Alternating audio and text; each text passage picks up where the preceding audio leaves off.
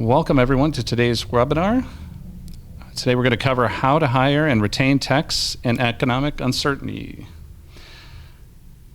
And with us today, we've got myself, Chris O'Brien, the COO of Fullbay, and our special guest, Jay Goninen. Nailed it. Jay, welcome. Yeah, thank you so much for having me. Yeah, Jay, co-founder and president of WrenchWay. It's super exciting to have you here, and the wealth of knowledge that you bring just in the industry and topics like the technician shortage. Yeah, I appreciate it. It's Fullbay's a incredible partner of ours, and I always have fun joining you guys and talking about something that I think impacts our entire industry. So it should be a lot of fun today. Absolutely. And I believe you were a tech at one point yourself, right? You turned a wrench or two. Use it loosely. Was a pretty bad tech. I actually grew up in the automotive world. My dad still owns an independent shop to this day, something that I'm more involved with on the business side than probably the technical side. But it's something that I'm really passionate about. It's something that I've grown up around and seen how hard it is to actually work on things, right? It's not an easy job, and yet we still seem to fight some of the perception issues that maybe the outside world has, maybe what young people and educators see, and something that, for WrenchWay as a whole, our mission is to try and improve the industry. So I think being on different types of webinars or content like what we're doing here today really helps kind of spread that message and hopefully gets industry to really step up to the plate, get more involved with schools, get more involved with being able to show off why you're a good shop. I think there's no secret that there are still some pretty bad shops out there. So being able to show off to a technician why they're a good place to work, I think is really, really important. So we don't lose technicians. We see technicians leaving the industry altogether, and that can't happen. We need to kind of shore up our boat so we're not taking on water per se. So that's really kind of what we do at WrenchWay and what we're all about.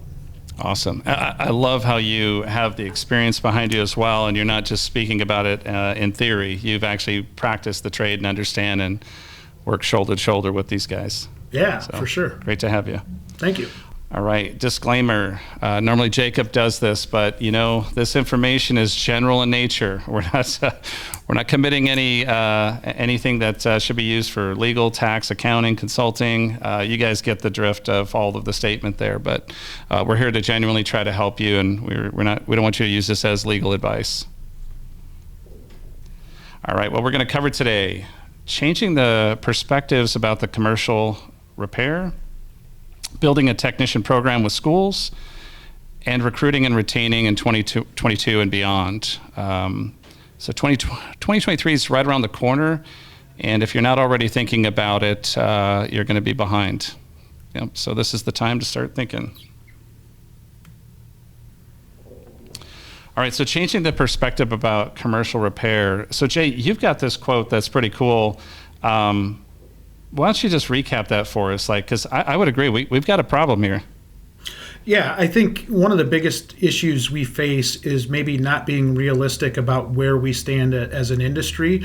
I think there have been times where the job hasn't been what we've sold the job to be, right? I think getting technicians into our shops, or maybe that young person, getting them into the industry, when they get in, we flaunted how great of an industry this is, and it really is. There's so many good opportunities out there, and I think one of the major issues we've got is being able to take a step back and look at how we compare to maybe other industries, other shops, and really truly being able to see what it is that we are. Why are we unique as a shop? What's different about us? And when we ask that question to a lot of our clients, and you'd be surprised at the amount of shops that don't have a good answer for that. I think a lot of us have put a lot of time and effort into trying to know what that unique differentiator is to a client or to a customer, but we don't really know why we're any different than any other shop. And so being able to really take a step back, see what is actually different about you and your shop as compared to the shop a block down the road that's doing the exact same thing as you are, is really, really important. And it can't be free uniforms. It can't be that we're a family-based business. It can't be those kind of almost redundant type of things that every single other business is saying in a job ad, on their websites, everywhere. You've got to know why you're different and why you're different to that prospective employee, somebody that really is looking at you as a place to maybe go work. But if you fail to really look in the mirror and see what you're good at and what you're not so good at, I think you're putting yourself behind the eight ball. And I've got just a real quick story of a shop that wasn't happy with me. And the reason they weren't happy with me was because we had a conversation, and we had heard from some technicians that the place that was looking to hire technicians wasn't a great place to work. A lot of technicians saying that, hey, you know what, they don't have great management. In fact, I think they have terrible management, and we heard that from a whole bunch of people.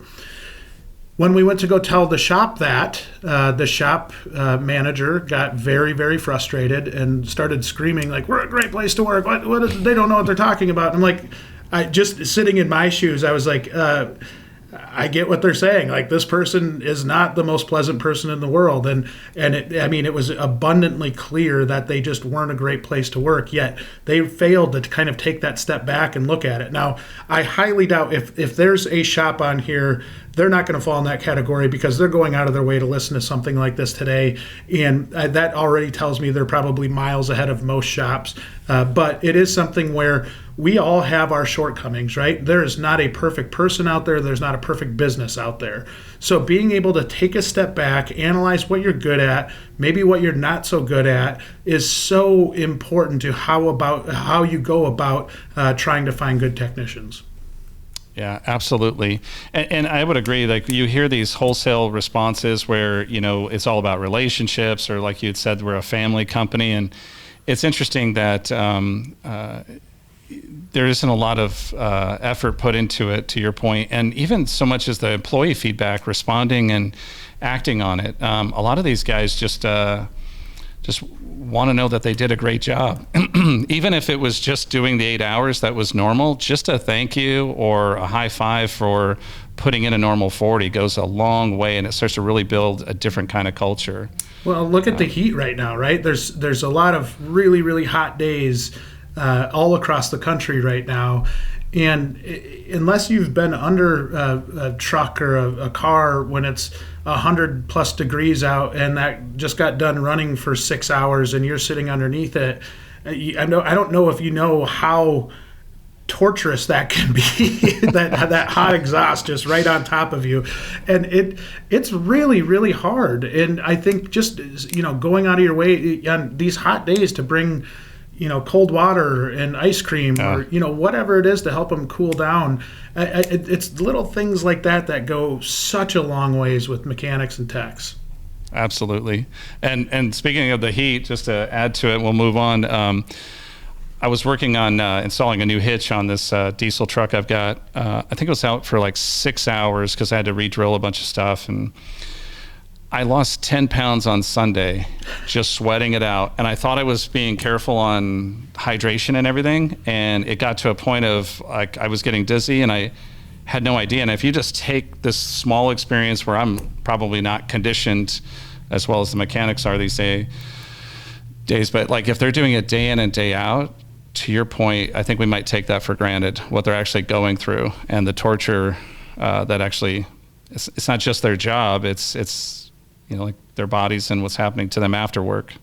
Yeah, 100%. And you see it all the time that techs are worried about how their bodies are going to feel in 10, 20 years. If you've got that 30-year-old tech, I've talked to so many of them that are worried about how their body is going to feel when they're 50. And I think it's really important to keep in mind, at some point, they're probably going to have grandkids and they want to be able to lift those grandkids up. So it's just, putting yourself in their shoes a little bit and really analyzing, how hard it is and maybe ways that you can make their life easier. That isn't just money. Just if you can constantly be on the lookout for ways to improve their life, I think not only your recruiting is going to be better, your retention is going to be better because you're going to make the lives of the people in your shop already significantly better. Yeah. That's what I love about you, Jay. Glad you're on here. Let's get this going. Great guy, folks, if you're paying attention to what we got. So let's start with a polling question. In your opinion, does commercial repair have a public perception problem? And, I think, when I was growing up, it's the greasy mechanics, or there's, if you're not going to go to college, here's this career, and it's not sexy, and your parents might not approve of it. So there's a lot of different connotations out there, but the reality is that these are highly skilled, technical jobs. Some of the folks are doing diagnostic work that's, better than even I would know on just basic computers. And some of us code, right? Some of us can code software, and these guys can outperform just on being able to tie things together. All right, let's end this poll. It looks like everyone does agree. So awesome. We are. It's pretty one-sided there, right? Like yes, I think it's the 80-20 rule definitely applied there. Yes, it did. Yes. So, and it's up to us to change it. So getting involved, love the point that you make. Being here, getting involved is the first step. All right, Jay, so here's the magical question. Where are all the techs? So we can see these stats here, 28,000 net new openings for techs between 2020 and 2030, 40,000 plus jobs in the diesel market, and 42% of techs leaving the field in 1 to 2 years. This is amazing. What are we going to do? Well, I've got, luckily, just a closet in the office here that's just full of texts. So I'll just go grab some of those, and it'll be no. The truth of the matter is this has been this way for a while, right? We've been coming at this from the standpoint of there are truly just not enough people to fill all of the roles that are out there. And I think if you look at most shops right now, they have plenty of work. The work isn't the issue right now. It's the ability to actually do the work. And there, if you, again, going back to the prior slide, if you're able to take a step back and look at this from the standpoint that this isn't just related to your shop, right? This is a problem that we've got, a foundational problem that is really concerning to me, to our team at WrenchWay. That bottom stat there, where 42% of techs leave the field after 2 years in the industry, that comes from our friends at the ASE Education Foundation. That's concerning, right? Because not only are we having trouble keeping techs in the industry at the experienced techs whose bodies are starting to wear down, what we're seeing is when we do get them in the door, they go through their training, they go through maybe a tech school, and they come in and work in our shops, they leave. And it's because we don't have good mentorship programs. We don't have good onboarding programs. It's still very much, and I see this is the way that I grew up, which was going into a shop and hearing, I had to learn the hard way, you're going to have to learn the hard way. And that is not the way to solve this, right? Being intentional about how you onboard, being intentional about how you raise these people up, and doing it in a time where you're not desperate for techs. We still see shops all over the place that will bring that recently graduated tech school graduate into their program, into their shop, and have unrealistic expectations that they're producing within 2 or 3 months. It's not possible. You might find an anomaly. I had a diesel tech that worked for me at one point that was an anomaly, came in, absolutely crushed it, was putting out all kinds of production with very limited comeback work. It was really something that was cool to see. But I also knew in the back of my head, this is an anomaly. This isn't the normal, this isn't the rule of thumb kind of person that's coming in.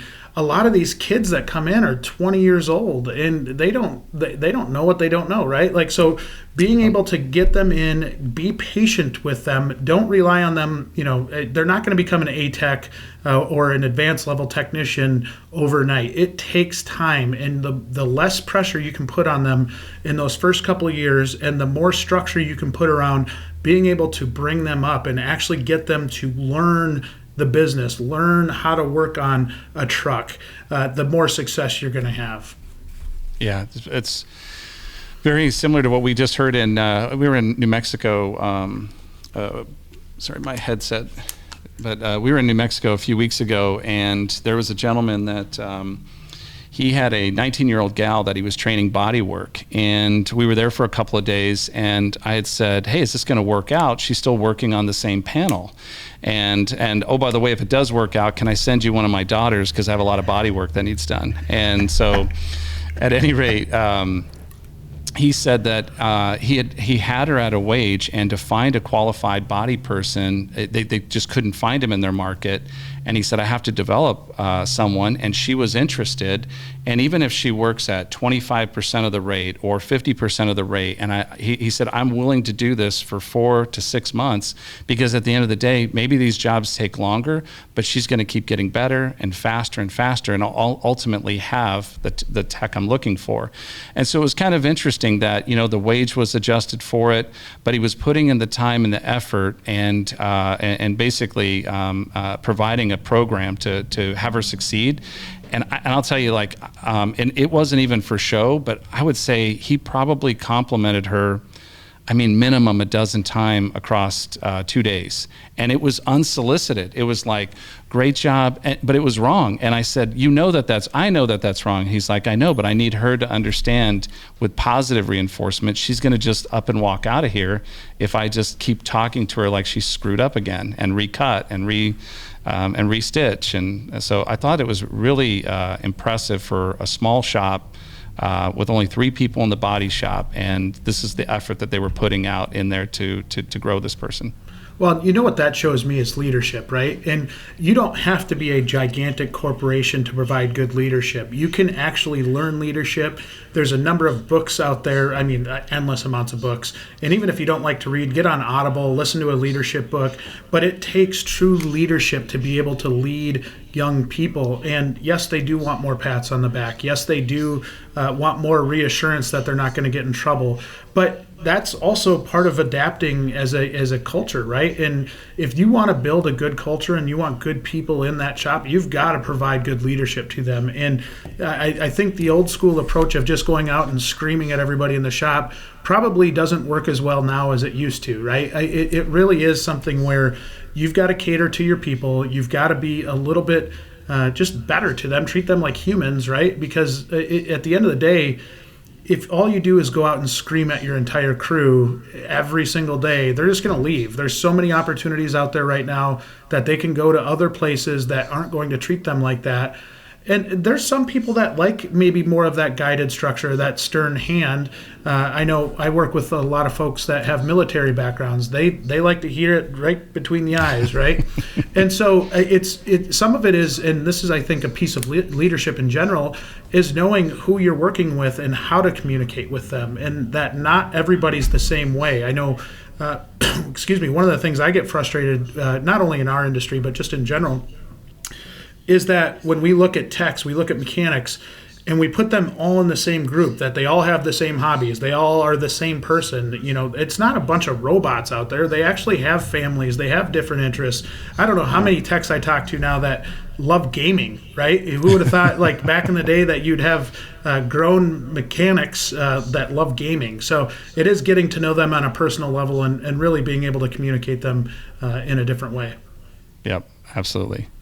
All right. So, getting into that, why is there a tech shortage? So where are they? Why is there? And, some of this stuff is fairly obvious. We know that there's compensation if you're, still trying to pay $12 or $15 an hour. Those days are long gone, especially in the heavy equipment arena. Working conditions, a lot of these are pretty straightforward, and folks underestimate it, but countless times we walk into a shop and it's just a mess. It's a disaster. And I get it. My garage right now at home is a disaster, but nobody's allowed in it. So I think that there's something to be said about, some of the working conditions can be, in a hostile manner, but it could just be basic cleanliness. And so there's a few more here, but I think we were touching on a lot of this with just respect, right? And then it says lack of certifications, but at least investing and ensuring that you're getting your tech certified and working with them on succession programming. So, yeah, I just to add to that, Chris, I think one of the things that we look at is, there's an obvious gap in the amount of people needed to the open positions. But what we haven't addressed is we've really turned our back to this for a few decades now, right? This is not something that happened overnight. This was something that slowly happened. We slowly started to lose people in the trades. We slowly saw these programs go away, these high school programs go away, and nobody really did much about it, right? It was kind of like, ah, shucks, we lost a program, or ah, shucks, there's not any more people coming in. I'm just going to go to the shop down the road and take one of their people. And at one point, I remember early in my career, that was kind of frowned upon, right? You never went to the shop down the road and took their tech. And and that changed, right? Like everything was on the table because everybody was so desperate. But what we need is a little bit more people working together and being able to see that this isn't just a one shop issue. This isn't a transactional thing. This isn't, hey, I need a tech right now, go get one. It's something where you've got to have a strategy in place. At the end of the day, our job is to sell time, right? We sell time, we sell labor. And if you don't have people in the shop to sell that labor, it doesn't work. You need to prioritize this. One thing that we say a lot is, and I think this truly is one of the biggest issues we've got in our industry, is that oftentimes we say that people are our number one priority, yet it falls to number 100 on the to-do list, right? We need to move that up the to-do list and be intentional about it and really, really have a plan. Every shop's going to be different. Every shop has different working conditions. It has different levels of professionalism, right? And different types of management, leadership. Every single shop is different, but know what you have, what you're battling against. Be able to put together an intentional strategy. Be able to get on top of it, and don't just put it on the back burner anymore. This needs to become a top priority for you, and it can't just be you saying it. It's got to be you actually going out and executing it. Yeah, absolutely. We all have to come together and get involved. Absolutely. So changing the narrative. What can shops do to help change this perception? And obviously getting involved, but I like showcasing where, this first point here, showcasing the industry as high tech. And, a lot of us just look at it or look down, but if you go to SEMA as just one example in the automotive, I mean, this is the best of the best, or just the ones that are putting it all out there. There's obviously some sponsorships. There's some pretty amazing, cool stuff and innovation that's happening that, without this industry and this innovation that kind of births from it, I mean, the automotive, even the electrification of cars, what we drive today is a result of all of the culmination of all of this. It's not just engineers that went to school and that's it. A lot of its cool stuff is coming from actually within. Showing what working in a shop is really like. I mean, this is really tough, especially with the schools. When I went to school, I had welding class. I could go to PE. I had welding. I had shop. We had it all. I mean, heck, even the Army has ROTC because they know it's an issue, right? You got to have it in school. So I think if we don't have that outlet, we got to get teamed up. And I know we'll talk about that more later. And then marketing. I think one of the things that's interesting is a lot of times we might even overdo the marketing side where it's very professional, it's very stern. And I think that there should always be some sort of professional component to it. But just being real, like going and marketing on a basic campaign, filming yourself or having your spouse or just a tech in the shop tell other techs. We're in a different digital era where TikTok and Instagram, we kind of dismiss that as being insignificant, but there's a lot of stories of real people that are being told, and if there's a way to help get your story told or get this story told, leveraging that, it's just another option.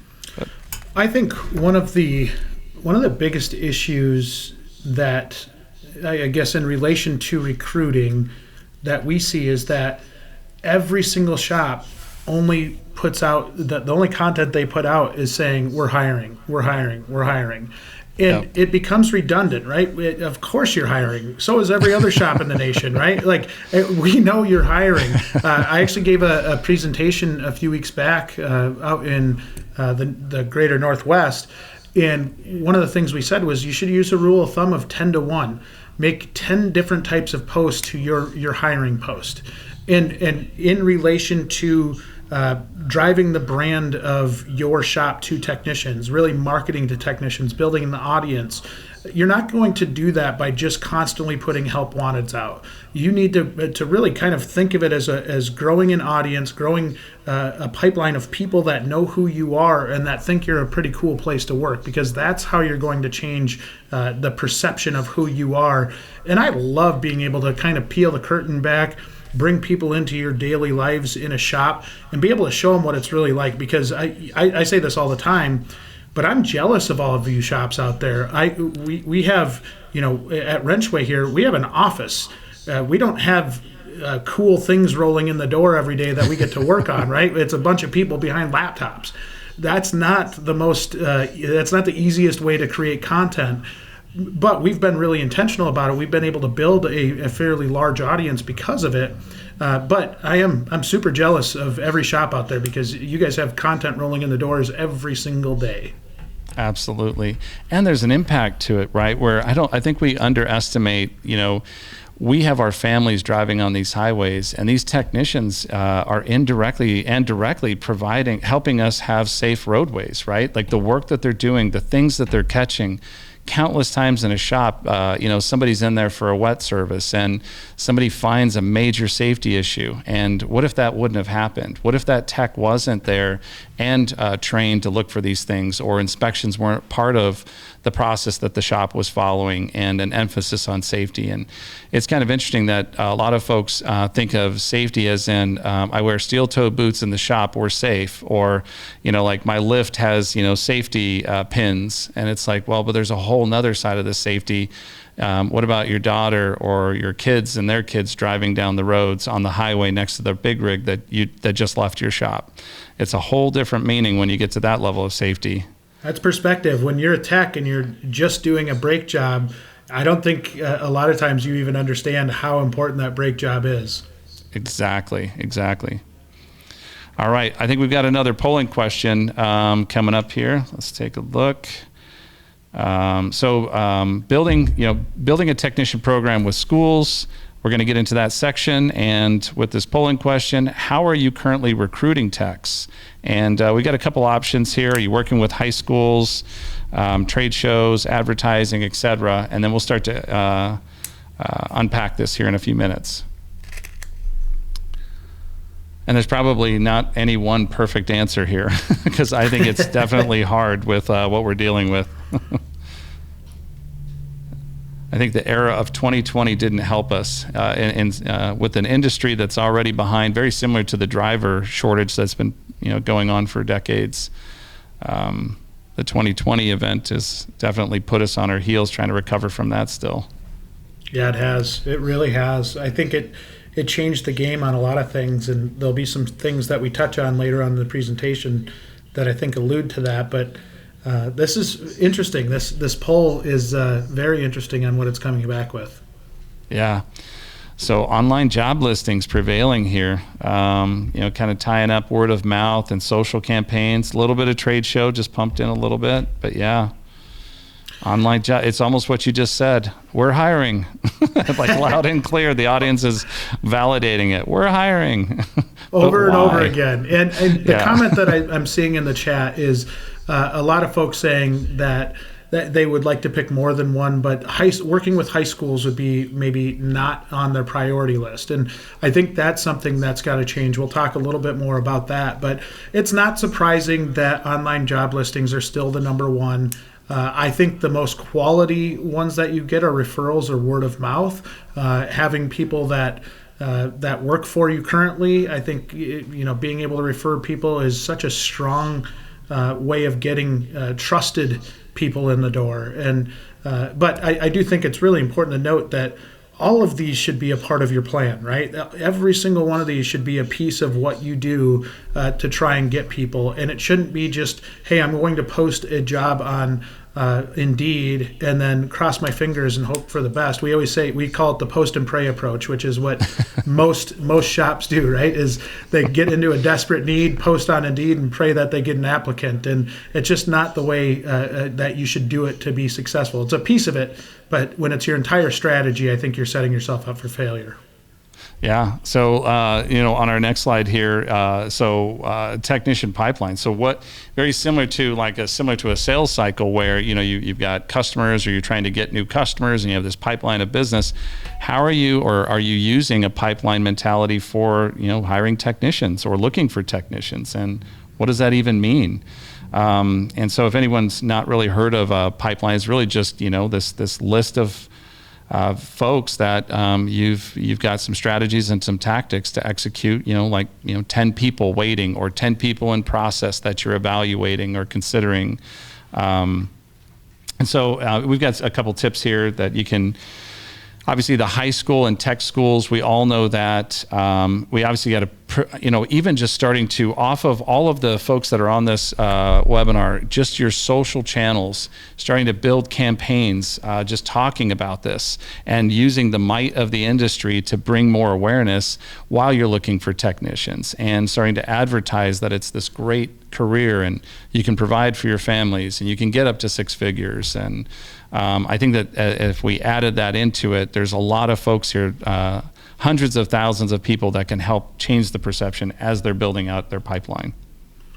Yeah, and one thing I'm going to add here, and I see Ed Chipolowski, having been a high school diesel and technology instructor, companies not getting involved with our school pissed me off the most. I love that comment, Ed. But it is truly, as I talk to instructors at both the secondary, post-secondary level, high school and tech school levels, one of their biggest frustrations is that they'll get close to graduation time and then every single shop in their network calls them asking for their best student. And they're like, hey, they've been gone for 2 years, right? Like they had jobs when they signed on to the program. You're way late to the game. So rather than going in and doing what everybody else is doing, get truly involved with that school. Build relationships so you actually know the people that are in those schools, both at the high school and post-secondary level, because that's going to help you become a favorite of that school. Now, if you're on that advisory committee for a tech school, for instance, this is something that I had done in the past, was being on an advisory committee and hearing that they were really struggling with enrollment. They couldn't get enough students in the door. And it wasn't like a little drop. It had fallen off a cliff in terms of enrollment. And when that happens, they're at risk of losing the program altogether. It's a capital intensive program to have. And the one that I'm referring to is a diesel program. And when you get yourself in that situation, not only are you not putting students out into the industry, you're also at risk of completely losing that program. So being there for them to say, hey, listen, I know maybe you don't have the resources to go out and recruit at high schools to get people into your program. Or, hey, maybe you need support in getting training aids. You need support in having somebody come talk to students. Be there for that. And I always used it as an example where if they are struggling with enrollment, work with them on a way that you can get involved with your local high school to help build a pipeline to them. Then you're helping out that tech school. You're not putting it all on them to find these students. You're actually going out and helping drive enrollment to their school. Yeah. And I think when you do it that way, you grow a completely different relationship with that school. It's for those of you that have had dealership experience, I always equated it to the sales manager, service manager relationship at a dealership. Whenever the sales manager was coming to the service manager's desk, they typically rolled their eyes and said, oh, what's he coming to my desk for today? Like, it was never them like saying, hey, hope you're having a good day, or hey, do you need help with anything? It was them coming to ask for something. And schools are in the same boat. They're so sick of shops coming to them at graduation time asking for their best graduate because those people have not been around the program to help build it. We as an industry need to get better at building these programs and helping these schools out. Otherwise, we're at risk at losing them altogether. Yeah, totally agree. All right, so how do you build a pipeline? I know we started covering a lot of this, working with schools. I think we just covered just about all of this here. But I think that I think it goes without saying that involvement is the key. We have to get involved. It's going to be tough. It's not easy. Clearly, if it was easy, this wouldn't be a problem, right? So we're going to have to stretch, think out of the box, get creative, and think about these apprentice programs. Think about the way that we are getting involved. Positive reinforcement. There's a lot of different things, and even for myself, personal experience. I was changing tires at 14. And for all of the work that I was doing at this company, the lady has helped me get into college and pushed me to go into school, and I continued working for her, and she wanted me to make sure that I got something out of it. And she also was careful about what what the outcomes were. I didn't owe her anything. And I thought that, that's something to think about, that I'm still in this industry today, and I had a long run, and since 14, I've always been tied to this industry in some fashion. And I think it's because of those roots and the commitment that was just given to me personally. I got personal development, I got growth, and I had a job that paid very, very well. And they were pretty flexible. They let me go to school, and I still got paid, Yeah, and there's statistics behind that, where if you get somebody involved at a younger age, the younger they are, the more likely they're going to stay around. And it's because it's in their blood, right? When you start to get them completely ingrained in the industry, I always said growing up, like, I had no choice. Like, I was going to be in this industry one way or another. Like, I was tied to it. Whereas my brother had nothing to do with it. Like, he was not in the industry, but he didn't go to the shop every day like I did. He didn't do the things that I like to do. So I think getting people in at a young age, and I did have, going back to the chat again, I apologize, but there was a really interesting comment, and I won't say who said it because he sent it directly to the hosts and panelists, but we've had terrible success with trade school recruits. They are not prepared for the culture of of a working shop. They also need to teach more on shop safety. We have had workers' comp claims with trade school techs. I think that's a concern not just for you. I think that's a concern for a lot of people. And what I would say to that is, don't get in the mindset of, like, if you get one bad egg from a school, don't put the school don't put it all on the school. It could have just been the individual that you hired, right? And I think it's really important to know that I've seen, you look at like a UTI, for example. I think a lot of people in the industry pick on UTI. I've employed really good technicians from UTI. I've employed really bad technicians from UTI.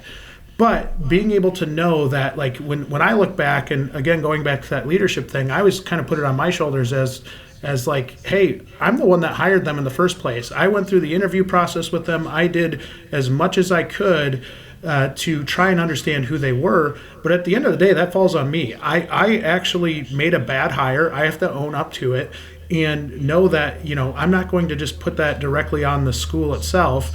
I think there's good and bad that come from every school in the nation. And I think that where we can improve is, again, going back to the onboarding and to the mentorship and to the general leadership with them, and not just solely focus on the school sending us bad techs, right? I think there's a lot of shops that do that, where, hey, I had a bad experience with this one school. I'm never going to hire another person from that school. Or I had 5 bad people come from that school. I'm never going to hire another person from that school. Understand where your shortcomings were, learn from those things, be able to see where did you fall short as a leader, and then where did the person fall short? Did we not have a good mentorship program in place? Did we expect too much out of them initially? Or did they just have a terrible work ethic and we should have tried to fish that out ahead of time? And I think it's hard, again, to look in the mirror in that scenario, but I think it's really, really important to kind of do failure analysis, right? We know that on the diesel side of things, being able to look at it from the standpoint of, why did this thing fail and how do we fix it? I think that is super important to take lessons out of that. Yeah, and when I hear safety too, in OSHA and stuff, just being in transportation, we would get, called, put to task. Hey, we drove X millions of miles. You need to reduce accident and accident expense. And so you start to, I can't control the public. It's not me. It's these horrible drivers. And we're just not going to drive to Vegas anymore. Whatever it is, we just start coming up with these outlandish things when we would all get in a room. And then actually changing the culture, and it sounds odd, but like, we started forcing safety into our daily routines as managers, supervisors, etc. And it was tough, but you would start, and you would have a stand up in the morning to start a crew on safety, and you would cover safety things. You would, evaluate and put together an accident committee and have the actual employees that work around the situation say, we had this slip, trip, and fall. What could we have done different?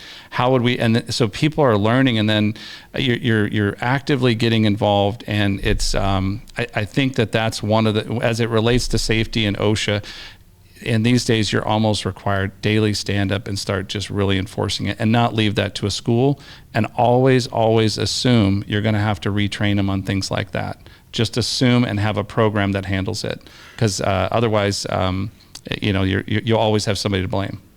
Chris, how important is it to get the lead dog on in the shop on the same page as you there? Because I've seen it where somebody tries to implement, say, safety glasses, for example. Hey, you're going to wear safety glasses in the shop every single day.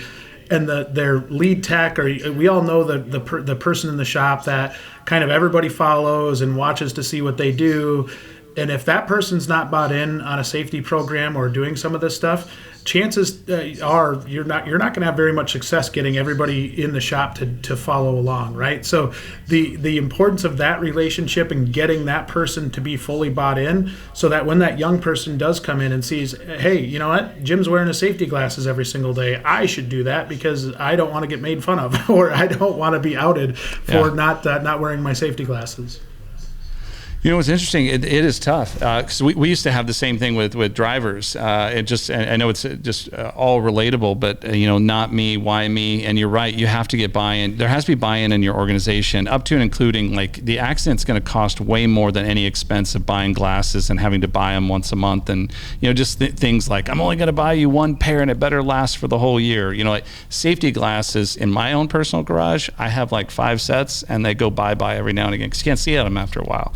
Yes. I drop them, I sweat on them, whatever, right? But to that point, I think one of the issues is when we started demonstrating and having actual safety, even if it's 15 minutes as part of these stand-ups, start to show like a real person that's a technician that no longer can see. And they were drilling a piece of metal, and just a simple video. There's tons of content out there, and really put it in perspective that this is all I'm trying to do. I'm not just trying to be Big Brother and force you because I think you should wear glasses because I wear glasses or whatever. Starting to have some sort of impact of look at Timmy.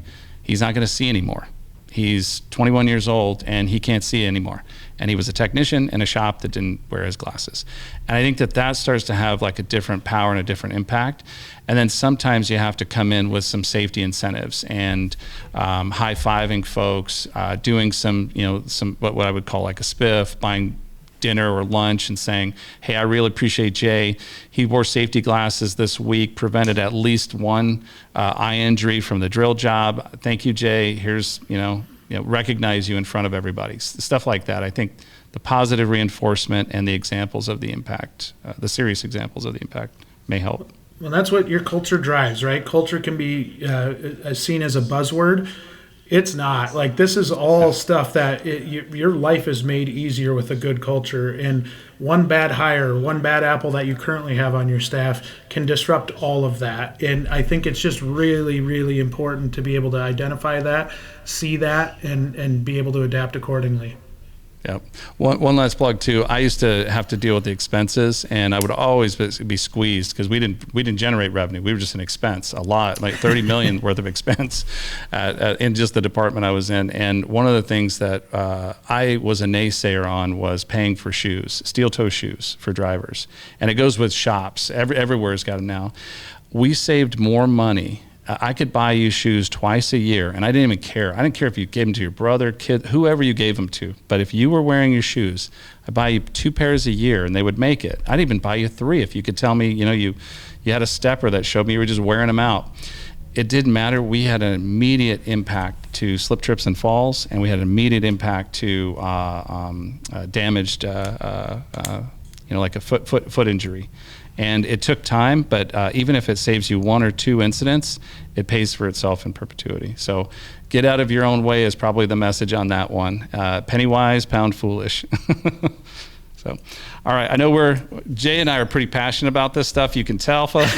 So we got about 13 minutes. We'll buzz through some of these. But Jay, tell them a little bit about WrenchWay and School Connect. Yeah, so WrenchWay as a whole, I had mentioned it before, our mission is to try and make this industry better. And we want to make it better by showcasing really good shops, right? We want the best shops to stand out, because if a good tech gets into a good shop, the chances that they're going to stick around and improve the industry is far greater. So with WrenchWay as a whole, we give you a platform to basically be able to showcase who you are, show off the story of who you are, using photos and transparency and video. Video is such a big piece right now, but the WrenchWay platform is all meant for that, and really putting together a true strategy to lay out and execute. One of the big things we promote is having a monthly meeting, making sure you're talking about staffing on a regular basis. That is a huge piece. We do have the School Connect piece from WrenchWay, which if you go out to wrenchway.com, you can kind of see School Connect. But essentially what it is being able to have schools ask for things, right? So they can go out and say, hey, we need an engine for a component ID right now. We need somebody to come speak to our class. We need a shop tour. Whatever it is, a school can freely go out, and when I say freely, nothing we do costs money to a school. So they can go out, ask for things, and then it's sent out to our network of shops that are top shops on our program. The shops then can, interact with that school, get directly to the person, hopefully get around some of the red tape that we see with schools trying to go through a counselor or trying to go through a dean or something like that. You can go directly to that instructor and be able to answer the call for them. And ultimately, we always talk about how this is a nationwide issue. This is something that isn't just locally specific, and this isn't something WrenchWay can tackle on our own. We need industry to get involved with these schools. We need to build stronger programs so they don't go away, so they continue to put out better students. Going back to the comment of hiring people and not having great success out of a tech school, I think we can help them get better people into those programs to start with. So you've got more of a foundation to choose from. But the important piece is, and my message to all of you is, get out there, help these schools out, whether it's through WrenchWay or through anything else. Build relationships with these schools. It is so important. And then be able to know why you're unique, tell your story, and really be proactive with it. Don't view this as transactional. One of the biggest issues we see in general is folks being transactional, meaning I need a tech right now. I'm going to hire a tech right now. I'm going to put an ad on Indeed. I'm not going to get any applications on Indeed that are worth a damn, and then get frustrated, and we just keep doing this vicious cycle over and over and over again. So being able to be proactive about it, know why you're unique, get content out there that shares your story to build an audience, and then hopefully when you do need somebody, you're able to just call it out and say, hey, you know what, if you think we're a cool place to work at, come talk to us. We'd love to talk to you. So that's what our platform is all about, and it's a little bit of a different way of going about it, but we've seen some people do really, really well. Awesome. Great work. Exciting too. Thank you. All right, recruiting and beyond. So let's jump into this. I think we got one more polling question. Maybe we'll just skip that just for the sake of time. And first things first, should shops be slowing down hiring or speeding it up the rest of the year? Well, that's interesting, right? Depends on growth. If we're behind, it seems like you'd go, right? So recruiting techs in 2022. How do we do that the back half of this year, and how do we get positioned for next year? So there we go. Sorry, the slide deck was just a little delayed. All right, so I think we've covered quite a bit of this as far as providing clear pathways. The one that we also underestimate is listening to what our employees want and actively pursuing them. Sometimes we'll get bits of information. We try to do employee surveys, and sometimes it's noisy. Sometimes you feel like, oh, that can't be true. But it's taking the time to evaluate and say, oh, we have an issue with maybe allocation of PTO, or you know what, there's a real issue here with work-life balance. There's little hints of what people want, and if you're adopting and modifying, I think that's critical as far as just how we're going to recruit and retain folks going forward, and then sharing that with individuals. We've made this change based on your feedback. And then incentives. I know that a lot of folks say incentives are a thing of the past. Everything should be loaded into a base salary. There should be no bonuses and stuff.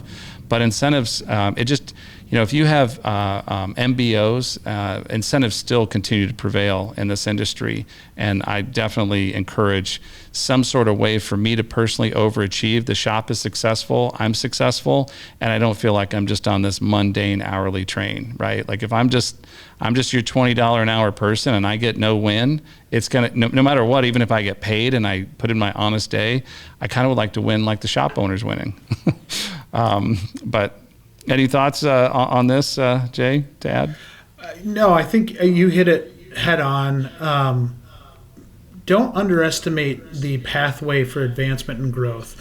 I think being able to communicate that, understand what the goals and aspirations of the people on your team are, and help them get there, right? Lay out a plan, and even if it's unclear to you, that was one thing when we had first started WrenchWay that I continually told our people, and I still do, which is the opportunities that might be here in 5 years could look far different than what they are today. And I think it's all based on growth. And if you're on this train and you're helping us grow, there's going to be opportunities for you down the road. And so even if you don't have a clear path, being able to have that conversation is big. But then also understanding what are your goals and aspirations. And having that conversation just shows that you care about them, right? It shows that you care about them as a person and not just a number that's out in the shop.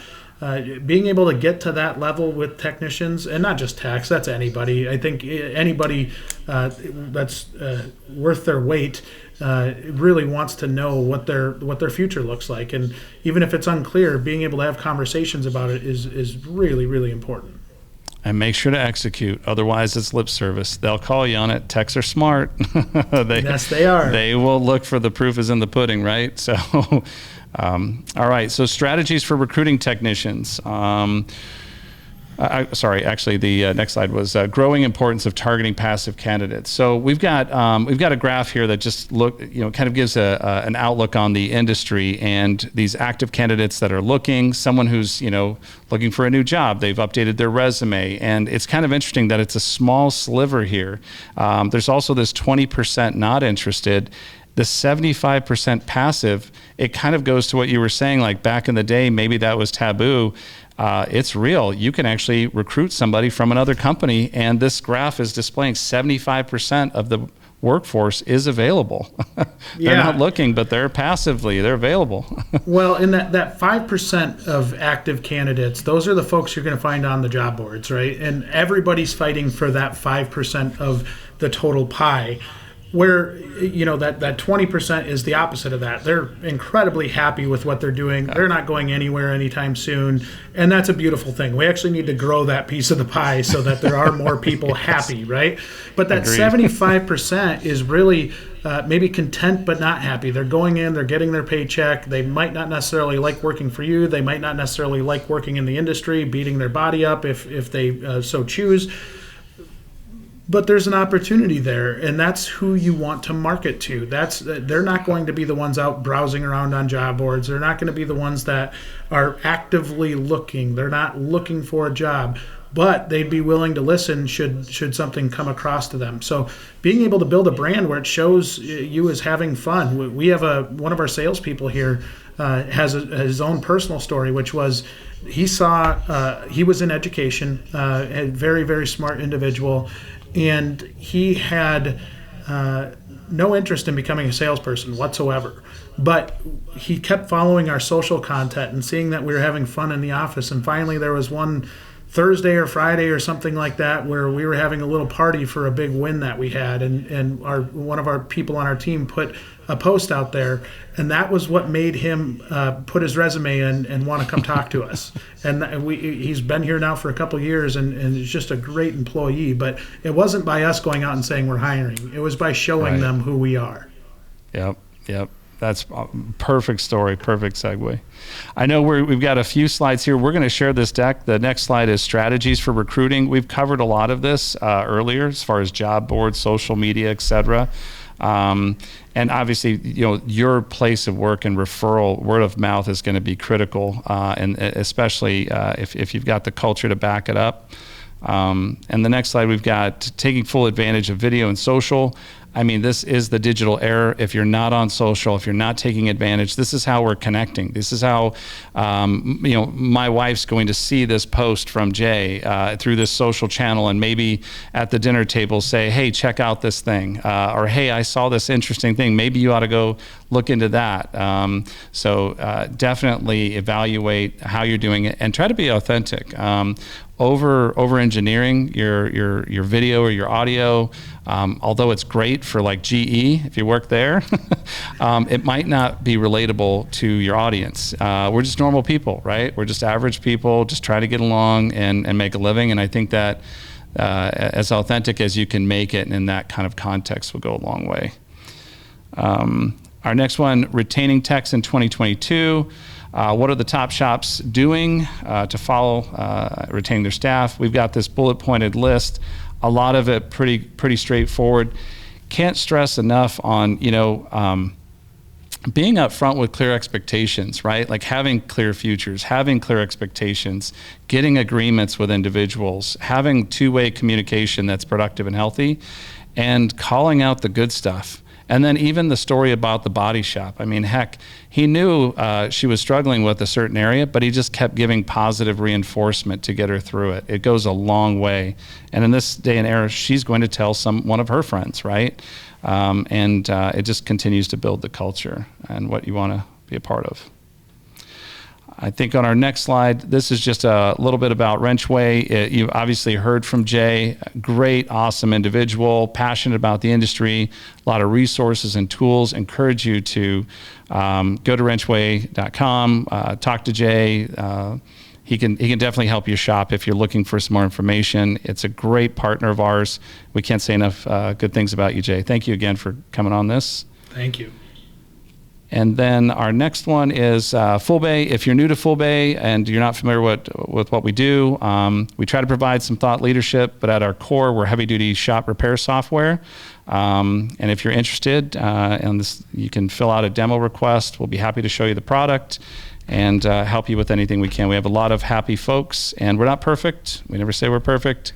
So, but we have a lot of great success, and it's through partnerships with WrenchWay and others. And Shop Owner Roundtable coming up. If you're wondering what's next for Fullbay, we're going to have a Shop Owner Roundtable. So check your emails soon. This is real shop owners like yourselves that are on this webinar. We'll be getting it real. We'll be talking shop. It'll be getting real, getting gritty, and it's going to get dirty. The truth usually comes out in these things. And here's the demo slide. If you're interested in scheduling a free demonstration, we'll help you out. Obviously, we're here to help you. If our software works for you, great. And we understand that there's a lot of options out there. We feel like we have a pretty good mousetrap. We do it really, really well, and we're just genuinely trying to help you protect your business. And if that works, we're happy to help you with that. There's some discounts and promos usually going on. We try to make it as low friction as possible. There's a polling question that's popped up. Just if you wanted to fill that out, we'll have someone reach out to you. And thank you all so much for coming to this webinar. I know we're just over a minute. The only other thing I'll say, one last thing, trying to get this last slide out. We are just in the process of starting the 2023 State of Heavy Duty with the TMC and ATA. So look for that report to be coming out. We will canvass the entire U.S. Canadian market and look for trends in what technician wages are, parts markups, et cetera, throughout the industry, and sharing those results with all of you. Thank you again, Jay. Sorry for rushing right here at the end. It was a great session. Loved it, man. Thank you guys so much. We so much value our relationship with Fullbay and everything you guys provide to the industry. Just super grateful and thankful to be associated with you guys. Thanks, everyone. Sorry for going a little long. Look forward to seeing you soon, Jay. Take care, guys.